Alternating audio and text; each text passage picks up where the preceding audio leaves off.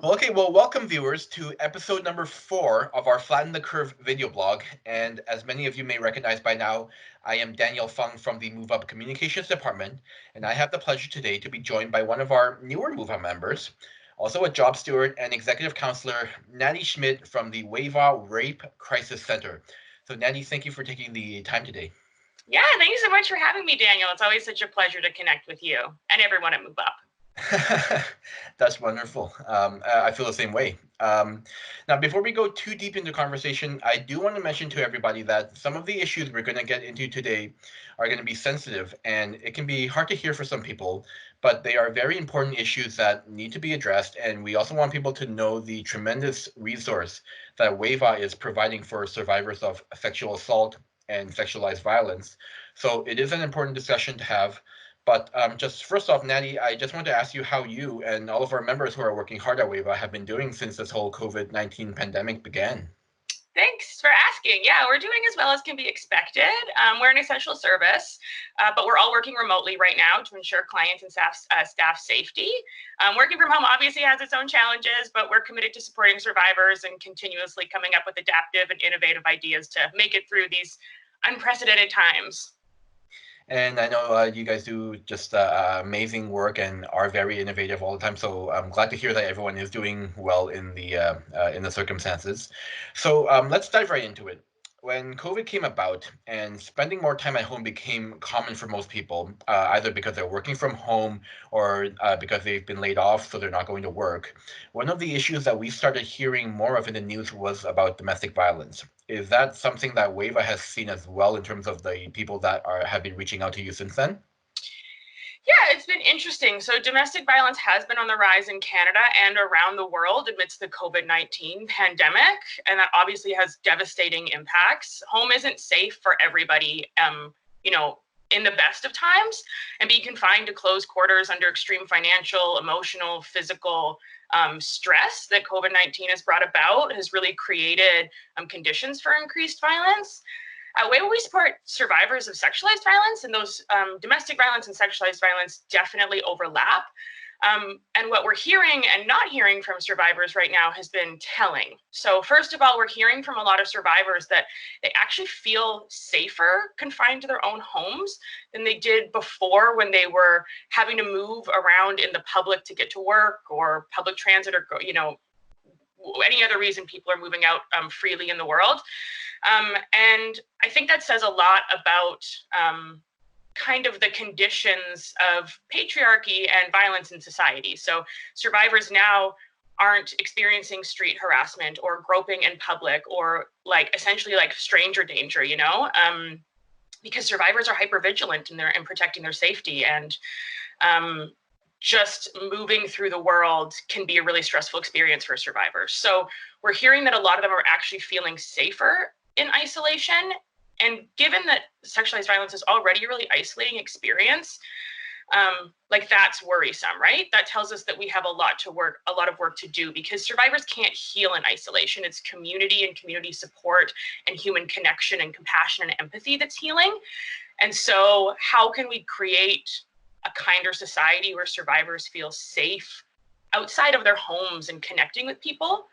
I think that's something really interesting for us to consider. And our crisis line calls have maintained the same. We haven't seen a spike in crisis line calls. And I don't think that's because people aren't experiencing sexualized violence in their homes. I think we think it's a couple of things. We think, one, it's really hard to pick up the phone and call for support when you're in the same room as the person who might be enacting violence on you. So there's not the personal safety and privacy right now to actually reach out for support. We also speculate that if sexualized violence amid COVID-19 happens in a continuum, and it might be that people aren't recognizing their experiences as inherently violent right now because it's coming from someone that they love or someone they live with. So those are things that we're considering right now. And at WAVA and across Canada for the whole anti-violence sector, we're really trying to attend to some of these issues by prioritizing chat functions or support over email, support over direct messaging. We're not there yet, but we're really working on trying to figure out how to roll that out so that access to support can be accessible kind of from your phone in privacy if your perpetrator is in really close proximity. So, well, recognizing that this is a time of added stress for people, and you bring up a really good point about it's a lot harder to be able to connect to the outside world when you are in close proximity with someone who may be the cause of that abuse. And I know a lot of people have seen the world being turned upside down because of COVID-19. But with that said, there is never an excuse for domestic violence. But as you know, and we know it's happening, and in a lot of ways, it's been intensified because of that. So for the people who really feel like there may literally be nowhere to go because of more services being shut down, or there's just fewer people to turn to because other people are worried about their own health as well when it relates to COVID-19. But we're also seeing that many people are seeing their financial situation strained because of COVID-19, and that encourages or discourages people from being able to separate themselves from those dangerous situations. Now, you mentioned a little bit about newer technologies and trying to find innovations to do that. What other resources do people have who are in those kinds of situations where they may be not able to physically reach out like they used to? Yeah, right now, anyone who's looking for resources, I always suggest calling WAVAW's Crisis and Information Line. That phone number is toll-free nationwide, 1-877-392-7583. It's open 24/7. There'll always be a really compassionate, super informed support worker there who can provide you with immediate emotional support if you need someone to talk to, but also information about resources, what financial supports are out there right now, what medical services are out there for you right now, how police reporting works, transition homes, really anything that's available to you right now, a support worker on the WAVAW Crisis Line can connect you to. And I know that I just said that it's really hard to pick up the phone sometimes. So please, you can email us at admin@waava.ca, and we'll do our best to connect your question to someone who can provide you with the resources and support you need, and maybe even just coordinate a time to call. And also Battered Women's Support Services is here in Vancouver. If you're experiencing domestic violence, they're a wonderful resource as well. Call them and they'll be able to provide you, just like WAVAW, with a comprehensive list of what's available to you right now. Perfect. And again, you mentioned people can email you at admin@wava.ca, and they can also go to your website, wava.ca, to look up all the different support services that WAVAW provides. So on that note, I want to switch gears a little bit because I know at WAVAW, the people there are not only putting together all the resources and connecting people with the help they need, but a large part of what you do and what you really have to do is to get support to keep your programs running. And I know you have a lot of campaigns throughout the years to get that community support. And I know Move Up has been very proud to support those campaigns in the past, like Giving Tuesday. But I want you to tell me a little bit about the challenges you're facing now with COVID-19. And I know in particular with the cancellation of the Scotiabank Marathon, which I understand was a major fundraising project for you in the past. Yeah. So when all of this news first hit about the pandemic, we were really nervous about our financial security, as is everybody in all of their unique situations right now. And we rely really heavily on donations and support from our community because we don't receive core funding from the government. So that means the government doesn't just give us money to pay our rent or administrative fees. We have to fundraise from, like I said, our community for that. And then we receive government grants that go towards like very kind of regimented and restricted programs. So we might get money to fund one counselor position and 5% of their program supplies. But then we still have to figure out how we're going to pay the rent for the room that they do the counseling in, or their art supplies, or so on and so forth. So our community support is really essential for us. And the Scotiabank campaign brings in $70,000 a year for us for those unrestricted funds, for that bus tickets for survivors to access, like I said, computers, rent, all of the things that literally make it so that we can provide the services that survivors need every day. And the Scotiabank campaign, it's a Scotiabank 5K and half marathon. It has a peer-to-peer fundraising initiative. So runners sign up every year, and then they encourage their community to donate. And it's really fun. It's a really positive way for everyone to come together, and it reaches people that we otherwise wouldn't be reaching. So that was canceled. That was canceled, obviously, safety reasons, which we support and understand. But it's a big hit to our fundraising. So we just had to get really creative really quickly, like a lot of people have, and you know, I find that quite energizing, actually, being able to think outside the box and problem solve and be innovative. And we've come up with a new campaign. We're encouraging all of our community members to stand up for WAVAW essential services, by taking the pledge to become a champion for survivors. And when you become a champion for survivors, you're joining a community of champions for survivors, a team of champion for survivors in fundraising on your social media channels from June 13th to June 30th. So this idea was really born out of the success that our community has had in the past year with things like Facebook fundraisers for supporting survivors. Last year, our runners raised $16,000 on Facebook really quickly, and we're really surprised with the people who stepped up to donate.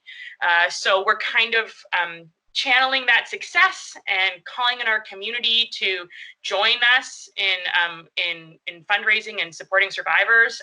And yeah, we're really excited. We're going to be creating lots of opportunities for virtual connection too. So when you join the team, you'll get emails and communications. We're going to set you up with everything you need. Like if you can make it what you want, or you can also just kind of plug and play. We'll give you templates, social media posts, graphics you can use, lots of stats, lots of tips and tricks. We're going to be with you every step of the way.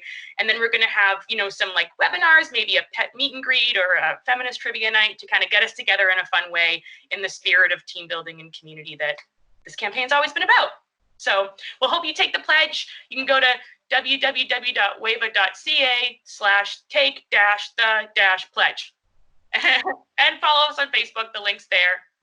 Yeah. Perfect. That's fabulous. Again, so that's www.waava.ca/take-the-pledge, and that's to sign up to be a champion for survivors. And as you mentioned, it's easy, it's simple, and it's free, and you're gonna set everyone up with everything that they need to spread the message and spread the cause, or support the cause. So that's absolutely wonderful.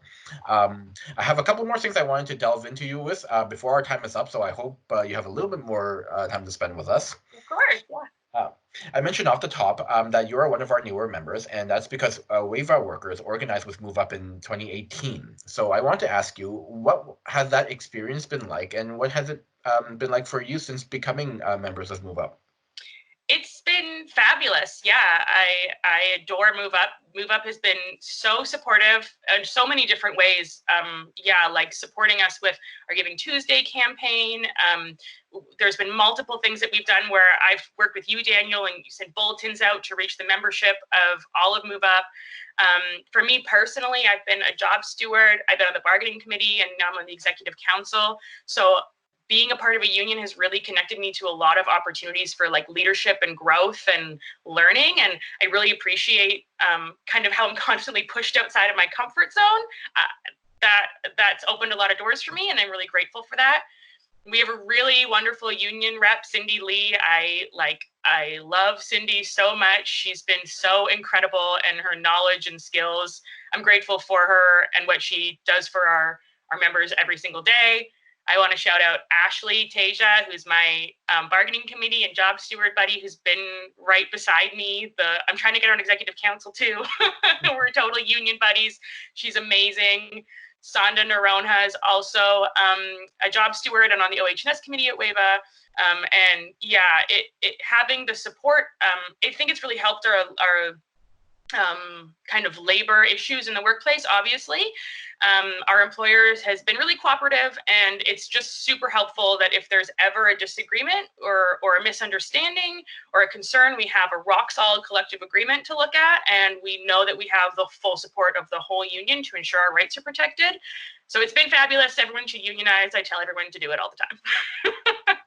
I really love the way that you describe it. It is really about coming together and working together and making conditions better for workers. But at the same time, the resources that Move Up has been able to help provide, and the community that we've been able to help build together. That helps get the work that you're doing and the message across even greater as well. So, as you mentioned, in much the same way that WAVA supports survivors when they need the most, unions like ours are about supporting workers who need it the most. So, if there's people who are working in a job right now where there are concerns about working conditions or benefits or wages, for us, at the very least, we encourage them to visit our website, moveuptogether.ca/join. There's a form on that page that you can just fill out, and our organizers will get back to you confidentially, and at the very least, start that conversation. So, and I think that's very much similar to how WAVA started as well. Absolutely, yeah. So the last thing I want to touch on, and this ties into another campaign that Move Up is involved in right now, and that's our Fund Transit Now campaign. Many of us know about the transit cuts that were announced, particularly at Coast Mountain Bus Company and at TransLink, and we have many Move Up members working there who have been affected as a result. But this is also an issue that affects more than just our members, because we all know someone, whether it's ourselves, a family member, a colleague, that relies on public transit. We've been campaigning because we need governments to recognize the importance of public transit and to provide emergency funding, especially now, so that we can get our dependent upon frontline workers like healthcare workers, cleaners, grocery store workers. They need to be able to get to and from work safely and reliably.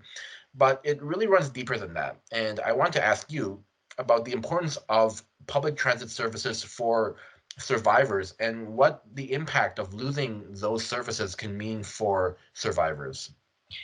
Yeah, I mean, safe and accessible public transit is necessary for a safer and just society.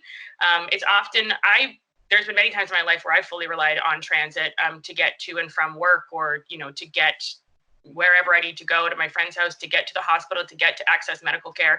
It's essential. And often it's, people, more vulnerable populations who rely on public transit. And it's also more vulnerable populations who experiencing sexualized violence, right? Those things really intersect in a serious way. And if people can't access public transit, like survivors won't be able to get to the hospital. Survivors won't be able to access WAVA services. We're on a busy bus route right now, and we provide people who access our services, whether it be one-to-one counseling, group counseling, going to the police, going to the hospital, going to the courts. We provide them all with bus tickets to and from, because for many, they can't afford the bus fare, and without bus fare, they wouldn't be able to access the support they need. So if the buses in and of themselves aren't accessible or aren't available or run on restricted routes, that means people can't access the care they need and they deserve. So I really think a just, safe, equitable world is dependent on accessible public transit. Thank you, Natti. You couldn't have said it any better. And I really appreciate you taking the time today to chat in our video blog. And once again, for anyone who wants to be a champion for survivors, you can get all the information at wava.ca/take-the-that-pledge. I'll make sure I put it on you'll see it right below, because that's where I'm going to put the URL as we're editing this. But it is such a fantastic cause. It can help save lives. So please support it if you can. Again, thank you, Natti. And before we wrap up, is there anything else you want to say to our entire membership here at Move Up? Thank you for your ongoing support of WAVA. Many of you have made donations, whether it be at the International Women's Day dinner or through our Giving Tuesday campaigns. So thank you so much for being a part of our community. I hope you all stay safe and healthy and enjoy some of this beautiful sunshine. Now that May long weekend, we can kind of go outside here in BC and be with our friends. So I hope you can connect to your loved ones. And please, if you have the means to make a one-time donation or become a monthly donor, it would have a real impact on the life of a survivor of sexualized violence. And consider taking the pledge. We hope you'll join our team of champions for survivors. So thank you so much. Well, thank you, Natti, and all the best to you and to everybody at WAVA. And I am sure we will see you again soon.